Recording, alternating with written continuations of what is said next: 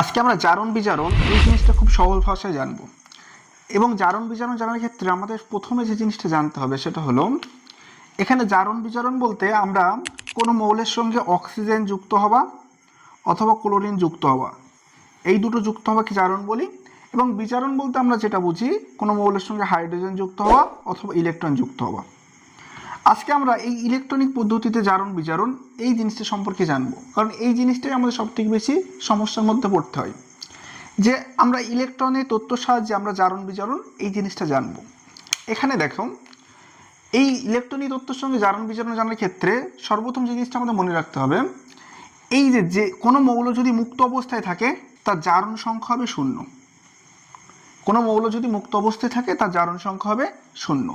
দ্বিতীয়ত, এখানে এই যে Cu এই কপারের যোজকের কত হবে আমরা জানি। আমাদের কিছু একটা চার্ট ভালো করে মুখস্থ করতে হবে। স্ক্রিনে চার্টটা দিচ্ছি, এই চার্টটা ভালো করে দেখে নেবে। যখন কোনো মৌল যুক্ত অবস্থায় থাকবে, এই যে চার্টটা ভালো করে পড়লে দেখা যাবে যে SO4 এর জারণ সংখ্যা হচ্ছে যে -2-। এইটা যদি 2- হয় তাহলে এটা হবে 2+, কারণ এই দুটো মিলে 0 হয়ে যাবে। আবার ZnSO4, এখানে যেহেতু SO4 মানে 2-, তাহলে এটা হবে কত 2+। আর কোনো মৌল যখন মুক্ত অবস্থায় থাকবে তার জারণ সংখ্যা হবে 0।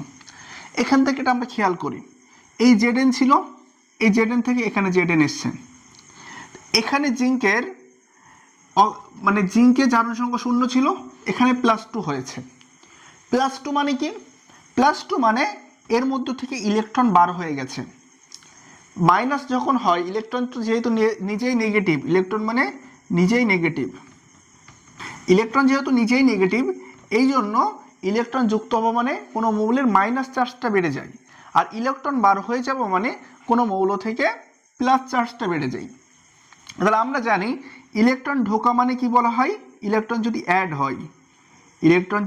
হয় সেটাকে আমরা বলি কি বিজারণ। আর ইলেকট্রন যদি বার হয়ে যায় তাকে আমরা বলি জারণ। ইলেকট্রন ঢুকলে যেহেতু বিজারণ ছিল, তাহলে বার হলে আমাদের কি হবে এখানে জারণ। একদম পুরো সহজ ভাষায় এখানে আমাদের জারণ হয়ে গেল। এখানে আমাদের কি হচ্ছে, এই কপার থেকে এই কপার পর্যন্ত এখানে 2+ ছিল, এখানে 0 হলো, মানে এই যে কপারটা, এখান থেকে দুটো ইলেকট্রন বার হয়ে গেছে।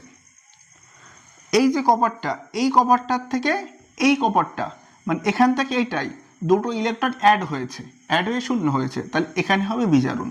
যেহেতু ইলেকট্রন অ্যাড হওয়াকে আমরা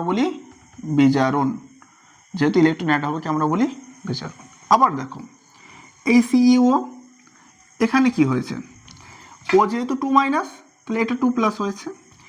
তাহলে এখানে 2- 2+ ছিল, এখানে আমাদের কি হয়েছে 0। এই 2+, এখানে ইলেকট্রন অ্যাড হয়ে 0 হয়েছে। ইলেকট্রন যুক্ত হওয়াকে আমরা কি বললাম বিজারণ।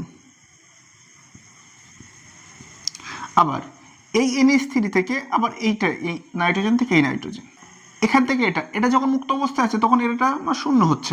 হাইড্রোজেন +1 হয়, এখানে 3টে হাইড্রোজেনের জন্য 3টে মাইনাস 3টে প্লাস, তার মানে এটা কি 3- হলো। 3- থেকে এখানে এটা এসছে, তার মানে কি হয়েছে, এখানে 3- ছিল, এই 3- থেকে এখানে 0 হয়েছে। 3- থেকে 0 হওয়া মানে কি, এটাকে আমরা বলছি জারণ। কারণ এখান থেকে কি হয়েছে, ইলেকট্রন বার হয়ে গেছে। ইলেকট্রন বার হলে গেলে আমরা বলি জারণ, আর ইলেকট্রন যুক্ত হলে আমরা কি বলি বিজারণ। তাহলে এই হলো মূল কনসেপ্টটা কি, কোনো মৌলে যদি ইলেকট্রন ঢোকে তখনই আমরা তাকে বলি বিজারণ, কোনো মৌল থেকে ইলেকট্রন যখন বার হয়ে যায় তখন আমরা তাকে বলি জারণ। এই যে জারণ এবং বিজারণ, এটি খুবই সহজ একটা জিনিস। এই জিনিসটা বারবার প্র্যাকটিস করলে, আর কিছু আমি উদাহরণ শিট দিচ্ছি, এগুলো প্র্যাকটিস করলে একদম পুরো জলের মতো ক্লিয়ার হয়ে যাবে।